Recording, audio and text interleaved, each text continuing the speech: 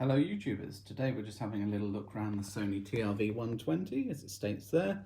This camera's from the year 2000, it's a digital 8 unit with the backward compatibility, meaning it can play the older Video 8 and high tapes, so it's one of the more desirable units you'll see on eBay. They hold quite a good value. This one came with a nice Sony bag at the time. It's got the manual main supply and the original battery and everything. I've had it over a month now, I think around about that. And yeah, I was looking to get one for a long time, but they say they hold good value online, so getting one at the right price is the difficult thing. Nice clean lens on it, got a proper left and right stereo microphone on this model. This unit has night shot, though it's not the original 1998 night shot. It is very effective, it just can't be used during the day like the 1998 units. Some of the early ones could anyway, and the sort of exposure would compensate and so on. This would be just completely blown out if you switched on the night shot. It's also got super night shot. I'll actually do a test on that soon. I haven't done that yet. I've done some uploads certainly from this camera, sort of testing it when I got it day one, but I haven't done sort of night shot stuff with it yet. Here's your focus button, so it's in auto, and if you go to manual, that you then use the actual lens. You've got a proper lens on this one. That's what I like about some of these digital 8 units. They did have a proper manual lens on there, which is really nice. On top here, you get the normal play buttons. Let's just fire her up. Here's your switch here. If you go down to record or go up to player mode. In the American version, that would be VCR, because they can record from the inputs on the American one, but unfortunately the UK can't. It was just a tax thing. They would have had to charge more for it if they had the ability, which is clearly not here, but they are on the American version for recording, as I say, through the inputs. But yeah, lights up here with your normal play buttons. Laser link on this unit as well, so if you had the compatible, which I do, receiver, you can fire this and it can fire the video directly through the infrared laser beam on the front to the receiver, rather than you plugging into your TV with cables. So that was a nice feature of the time. There's your standard zoom button, photo button. The photo on this model, it's too early to have a card slot on here, so if you press photo, it just takes a 5-second still to the tape compartment.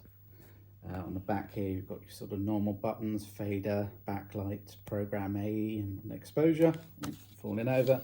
And then on here, these are just the buttons for the screen. Let's try and get that out. One-handed operation. So there you go, that's your buttons inside. Standard stuff, digital effects, picture effects like sepia and negative art and so on. Display button and data code, end search.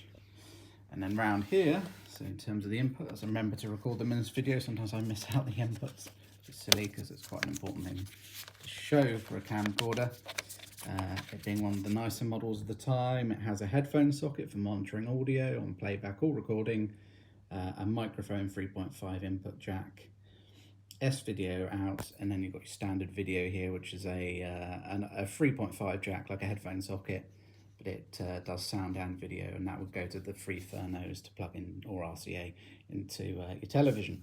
Down here, LANC controller. If you don't know what that means, that's something that worked with compatible things like tripods and the like, and it would give you basically a remote control on a cable, which would then sort of you would have on the handle on your tripod, and you could do things like zoom and recording, stopping and starting from the button on the sort of tripod. So Sony, basically a tripod, would have that feature. Firewire, which is how I get my video in to my iMac. I've got a 2018 iMac, so it doesn't have Firewire anymore. That's long gone. It's got USB-C, but Apple, luckily at cost of course, still sell 2 adapters which will get you from the USB-C eventually to Firewire, so you can capture this in things like Final Cut, which is what I do. And on the front, as you say, you've seen already. But yeah, thought you just enjoy having a nice look around this really nice unit. That's a hot shoe as well. Hot shoe versus cold shoe. The hot shoe have these metal slabs, as you can see them inside. That's because it can connect to something like a handycam light, and having a hot shoe just means it can be powered by the camera, where a cold shoe, if it was just these metal sort of clipped here and nothing down here underneath this, it would be a cold shoe, and that means that it has no way of powering a device from the camera. It's sort of independent. But yeah, that is a look round at the Sony TRV120. There'll be more uploads definitely to come from it at some point. I'll say I'll do the night shop one, but yeah, for the time being I just wanted to give you a look round. The only thing I don't like about this model, which a lot of them, the later ones did, is here you have to pull up and then press the eject button here.